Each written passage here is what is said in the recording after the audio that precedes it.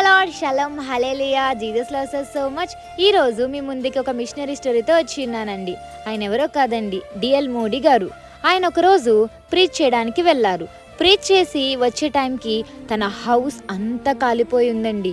తన ఆశ్చర్యపోలేదు, తన విచారణ పడలేదు. కానీ తన చుట్టుప్రక్కల ఉన్న వాళ్ళందరూ తన యొక్క గృహాన్ని చూడడానికి రావడం జరిగింది. తన హౌస్ని చూడడానికి వచ్చిన వారందరూ తనని చూసి నవ్వుకుని ఈ డైలాగ్స్ వేశారండి.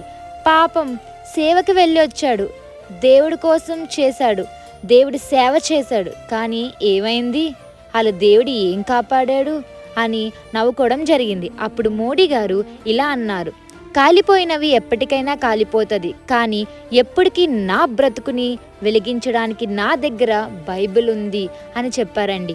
ఈ యొక్క జీవగ్రంథమే నన్ను వెలిగిస్తుంది, ఈ హోలీ బైబిల్లో ఉన్న దేవుడు నాలో ఉన్నారు అని చెప్పిన వెంటనే వాళ్ళందరూ ఆశ్చర్యపోయారండి. నిజమే కదండి, మన చేతుల్లో ఏదున్నా, మనం ఏది సంపాదిస్తున్నా, ఏదైనా ఏదో ఒక సమయానికి అన్నీ పోవచ్చు. యేసయ్యతో పెట్టుకున్న రిలేషన్ ఎప్పటికీ పోదండి. మోడీ గారు వాళ్ళని ఏమి తిట్టలేదు కానండి, వాళ్ళని ఒక మాట అన్నారు, గాడ్ బ్లెస్ యూ అని చెప్పి అక్కడి నుంచి ఆయన వెళ్ళడం జరుగుతుంది. అప్పుడు వాళ్ళందరూ షాక్ అయిపోయారు. ఇంత ప్రాపర్టీ పోయినా బాధల్లో లేకుండా ఇలా ఉన్నారు, మళ్ళీ గాడ్ బ్లెస్ యూ అంటున్నారు, వాళ్ళ దేవుడి మీద కోపమే రాకుండా వాళ్ళ దేవుని మెచ్చుకుంటున్నారు అని వాళ్ళందరూ షాక్ అయ్యారండి. నిజమే కదండి, మనం ఏదైనా యేసయ్యని అడిగినప్పుడు, మనకి ఏదైనా రాలేదన్నప్పుడు, మనం అడిగింది రాలేనప్పుడు మనం చాలా డిసప్పాయింట్ అవుతాం, ప్రార్థన చెయ్యము, దేవునికి వ్యతిరేకంగా చేస్తాము, కోపడతాం కదండి. కానీ ఒక మాట చెప్తానండి, ఏది ఎప్పుడు ఇవ్వాలో ఆయనకి తెలుసండి. అందుకే ఐజియా 60:22లో ఉంటుంది, when the time is right I the lord will make it happen. మనకి ఏది ఏ సమయానికి ఇస్తే మంచి జరుగుతుందో అని యేసయ్యకి ఖచ్చితంగా తెలుసండి.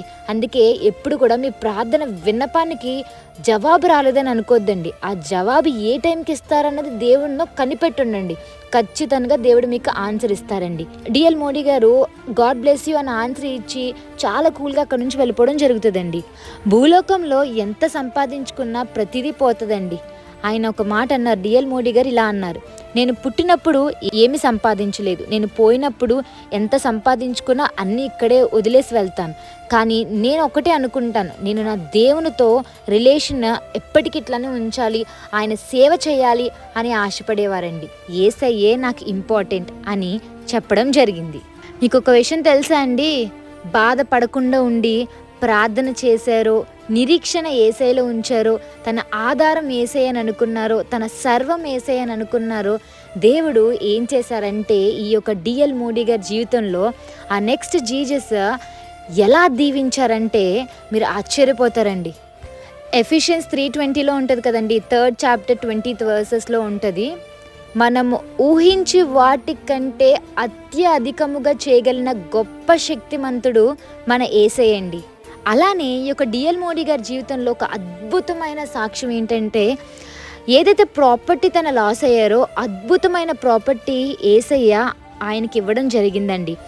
1 house కాదండి, ఒక 100 ఇల్లు పట్టేంత స్థలం ఇచ్చారండి. ఒక బైబిల్ కాలేజ్ ఇచ్చారు, థియలాజికల్ ఇన్స్టిట్యూషన్ ఇవ్వడం జరిగింది, పెద్ద చర్చ్ ఇవ్వడం జరిగింది, కొన్ని ఎకరాలు ప్రాపర్టీ ఈ యొక్క డిఎల్ మోడీ గారికి వచ్చేలా చేశారండి. కేవలం ఈ యొక్క డిఎల్ మోడీ గారు చేసింది ఏంటంటే ప్రార్థన, దేవుని మీద ఆధారపడడం, దేవునిలో విశ్వాసంతో ప్రార్థన చేసి ఎదగడమే ఆయన చేసిందండి. యేసయ్య మీద ఆధారపడే వాళ్ళు ఎప్పటికీ దీవించబడతారండి. సో మీరు ఒకటి గుర్తుపెట్టుకోండి, ఇప్పుడున్నవి రేపు ఉండొచ్చో లేదో తెలీదు.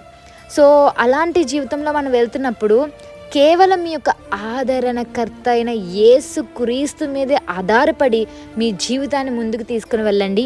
మీరు కోల్పోయిన దానికన్నా శ్రేష్టమైనది యేసయ్య మీకు ఇవ్వబోతున్నారండి. హల్లెలూయా, ఆమేన్. యేసయ్యకే మహిమ చెల్లును గాక.